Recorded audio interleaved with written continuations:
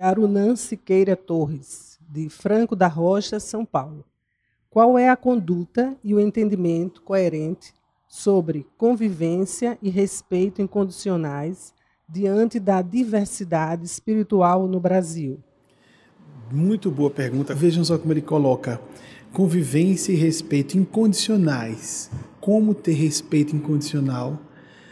Diversidade espiritual. Bem, o que o Arunan deve ter dito é que nós precisamos perceber uma heterogeneidade evolutiva imensa na nossa população, não só do Brasil, da Terra inteira. O que ele percebeu no Brasil, nós podemos falar para o mundo inteiro.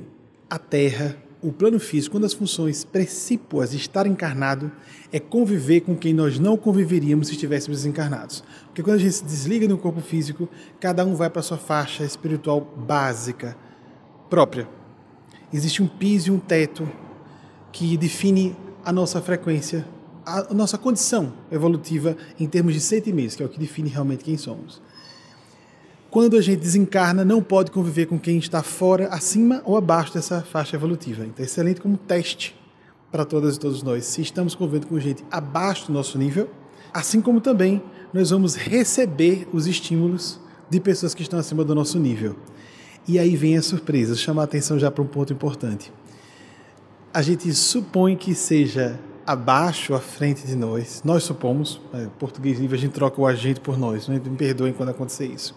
Eu pretendo ficar sempre, meu propósito é ficar à vontade com vocês. A gente sempre supõe que está com a pessoa que é do nosso plano e às vezes não é. Alguém está abaixo e não é. Ou alguém está à frente e não é. Sobremaneira, porque a gente confunde inteligência com evolução espiritual. E também aparência de evolução espiritual, até no campo dos sentimentos, com a essência. A própria pessoa se confunde. Nós podemos julgar que somos um certo padrão evolutivo, ou pertencemos a um certo padrão evolutivo, e não pertencemos. É tão forte isso. Nós vivemos numa comunidade planetária sofrida, complicada, extremamente egóica, desrespeitosa.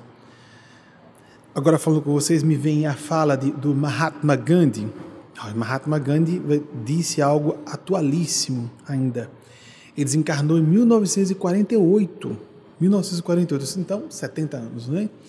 Nasceu em 1869, ele já era septuagenário. Então, um homem que quando desencarnou há 70 anos já era septuagenário, disse: a Terra tem condições sobejas, palavras aproximadas, o conceito é esse, a máxima é essa. A Terra tem condições sobejas para atender às necessidades de todos os seres humanos, mas não tem para suprir as demandas da ambição de uma única pessoa. E nós vivemos uma cultura que estimula a ganância, a ambição no sentido de ganância, de desequilíbrio. Cada vez mais a ideia é mais. Diversos autores de diversas áreas, principalmente na área econômica, falam sobre o desenvolvimento sustentável. Se nós não modificarmos os nossos paradigmas sobre a maneira do que seja progresso, o que é sucesso, nós vamos colapsar os ecossistemas, a sociedade como um todo, isso é um dos perigos de autoextinção para a espécie humana. Nós mesmos, sem precisar nem de que haja uma crise ecológica mais grave, nós nos destruirmos. Então, é momento de a gente refletir sobre isso, como indivíduos, como sociedade, até que para quem for ateu, isso é um princípio indiscutível, uma realidade incontestável. Isso pode ser observado, é uma análise fria da realidade que a gente vive. Então, que nós observemos essa heterogeneidade evolutiva e procurar a incondicionalidade do nosso interesse, prioridade, propósito de serviço. Como vamos nos relacionar com as pessoas, não pode haver incondicionalidade no relacionamento entre seres humanos de níveis evolutivos diferentes. Vamos exercitar a incondicionalidade, e olhe lá que é muito difícil, no nosso contato com filhos e filhas, alguns pais e mães, alguns, menos ainda, irmãos e irmãs, se forem verdadeiros amigos, irmãos, amigas e irmãs. Mas, ou seja, primeiro estabelecer essa incondicionalidade de estabelecer como regra a essencialidade. O que é essencial para mim? Quais são as regras, os princípios que eu devo seguir de modo inegociável? Isso tem que ser incondicional para nós. Mas não amo essa pessoa incondicionalmente. Ninguém nos merece isso. É essa pessoa, por essa pessoa eu faço qualquer coisa. Nós vamos prejudicar essa pessoa. Até se for um filho ou uma filha. Primeiro, os nossos princípios, porque assim vamos servir melhor aquela pessoa. Depois, a pessoa. Inclusive, se o nosso impulso natural é colocar a pessoa em primeiro lugar, como, por exemplo, acredito que sejam pais e mães com seus filhos e filhas, sobremaneira se forem crianças. Essa ilusão humana de que, primeiro, eu coloco o amor, mas o que é que eu vejo como amor? É amor mesmo? É apego? É grito genético? A gente chama de amor o que é instinto, né, gente? Fui parir, é meu filho biológico.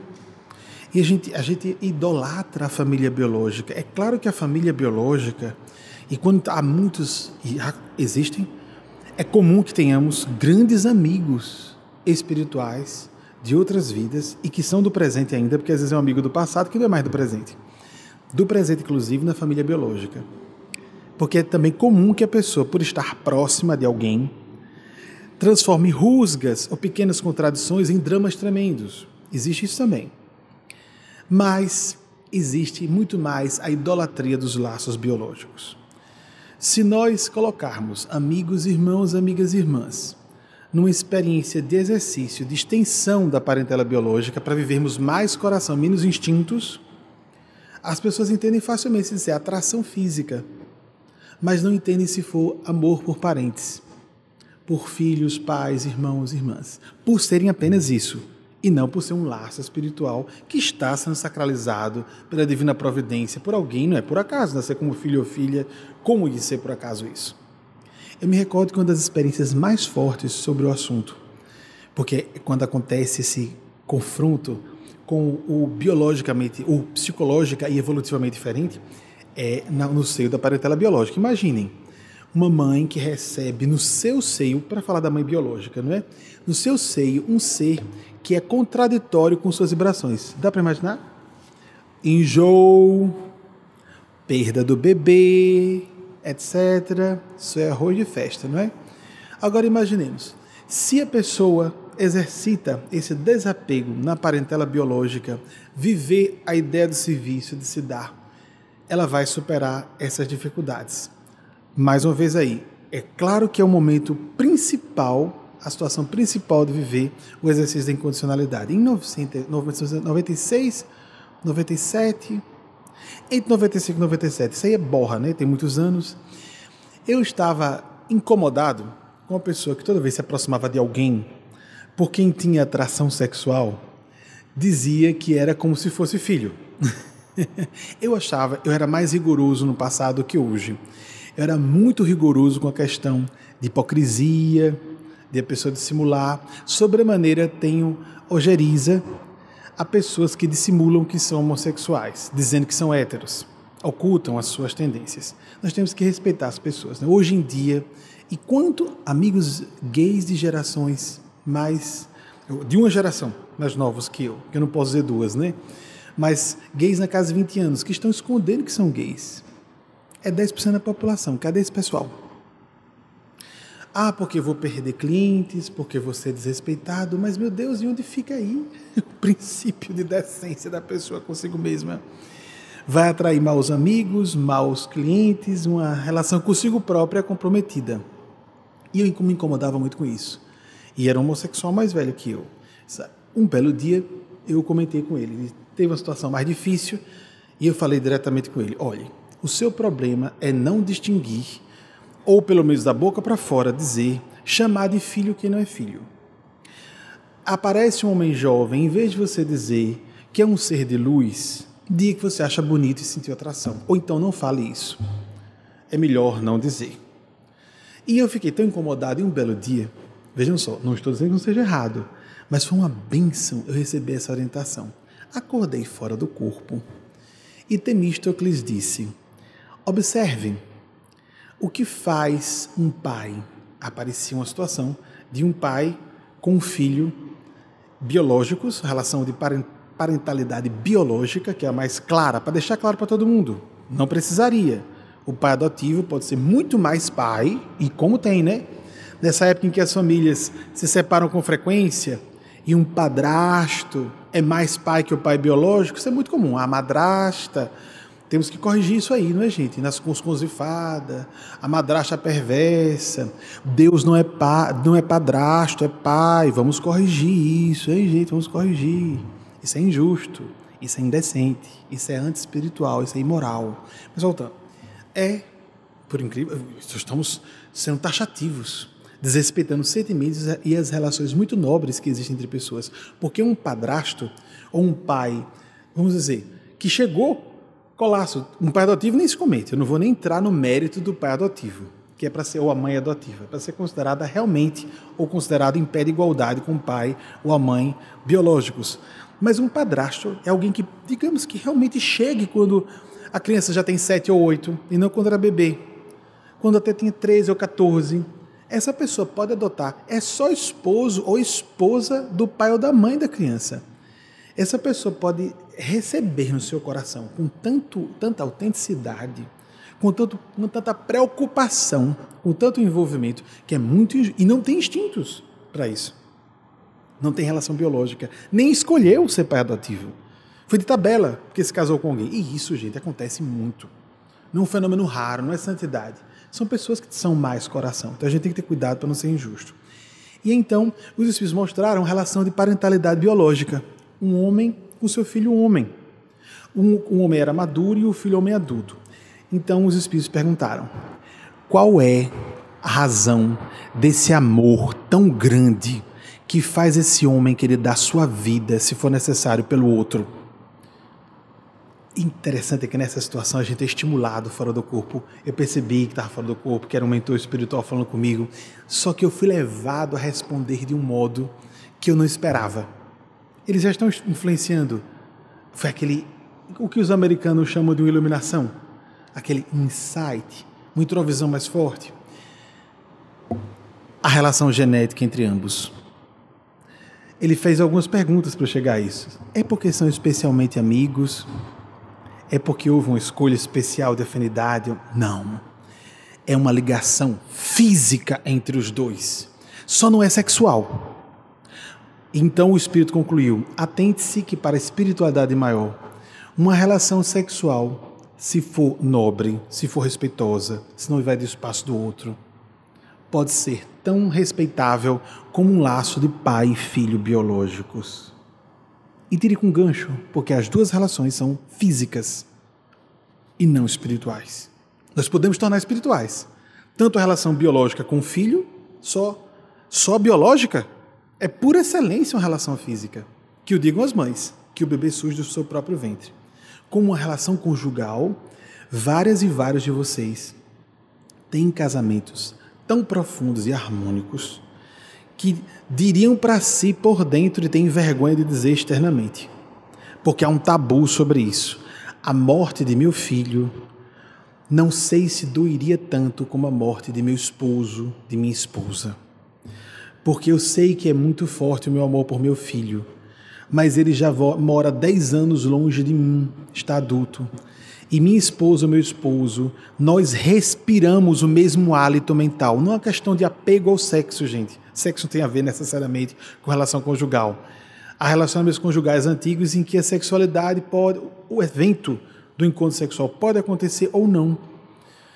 Mas essa harmonia, sinergia, pode ser de tal modo harmônica e profunda, que é como se o outro ou a outra fosse parte de si mesmo. Então, a morte de um cônjuge, nessa relação de comunhão profunda e madura, não de paixonite, gente, não é paixonite de não consigo viver sem dar uma blá blá blá com a pessoa, fazer sexo. Isso não, isso é bobagem. Isso é bobagem porque troca de parceiro, aparece uma parceira ou um parceiro mais interessantes. Não estou falando de hormônios. Estou falando de uma relação profunda que vincula o sexo e que o sexo leva a essa vinculação mais profunda para que haja uma comunhão de almas. Isso pode ser tão forte e autores americanos propõem pode ser maior a perda do que de um filho ou uma filha. É dramático o que eu estou dizendo? Já que é um tabu, vamos falar, estamos aqui para quebrar preconceitos, né? Como a gente tira dúvida em situações bem controversas, bem polêmicas, buscando o que dizem as seguradoras, porque eles não brincam com dinheiro, nem com as estatísticas relacionadas a dinheiro. E as seguradoras já sabem, quando um casal muito unido, não é nem casal muito unido, desculpem, quando num casal, uma pessoa desencarna, a probabilidade de o parceiro ou a parceira morrer, falecer, chegar a óbito, nos passos próximos 2 anos, o percentual é suficientemente substancial para eles preverem prejuízos, de tal modo que é provável que aconteça. Sem nem avaliar se são casal muito bem casado. Não, nem isso que eu estou dizendo aqui a vocês. Casal, só por ser casal. Não é estatística de mãe que perdeu um filho. Não há estatística sobre isso. Nem pai que perdeu um filho. Seguradoras não estão preocupadas com isso. Talvez pela questão numérica também, que é mais fácil um parente, um marido ou uma esposa desencarnado que um filho ou uma filha. Mas a informação que eu tenho é que eles se preocupam com a morte do marido ou esposa e não do filho ou da filha. A pessoa sofre muito, mas não morre. Vocês entenderam? Quanto preconceito, né? Há filósofos da Europa que propõem que o afeto de pais e filhos eles afirmam categoricamente como apenas isso, e isso eu discordo profundamente, que seja uma construção cultural. Por favor, isso é de uma estupidez e de um desrespeito ao sentimento humano, de todas as ordens, meu Deus do céu, que não temos como dimensionar, mas que há uma condicionante cultural. Ser mãe é padecer no paraíso, e ser pai é ser sacana, porque se fala da mãe, né? A mãe tem que sofrer, sorrir, chorando e sorrindo. Por quê? Mãe é ser humano, mãe tem necessidades, e mãe ou pai, quando ensina seu filho ou sua filha que ela tem necessidades, ou ele tem necessidades, ensina o filho ou a filha também a, no futuro, se proteger dos abusos de um filho ou de uma filha. Quando eu fui falar para pais sobre essa questão de viva a sua vida, ensine isso a seus filhos. Então eu perguntei, você vai querer que seu filho ou sua filha... Não, mas meus filhos em primeiro lugar. Você vai querer que seu filho ou sua filha tenha esse seu exemplo de sacrifício pessoal a esse ponto, de destruir sua vocação, de não viver o casamento que você queria, só porque não é mais a mãe ou o pai biológico dela ou dele. Você vai querer que essa criança tenha um exemplo de você, de que é para se arrebentar no futuro, caso encontre algum conflito entre filhos, filhas e carreira, vocação, felicidade pessoais. Não adiantou.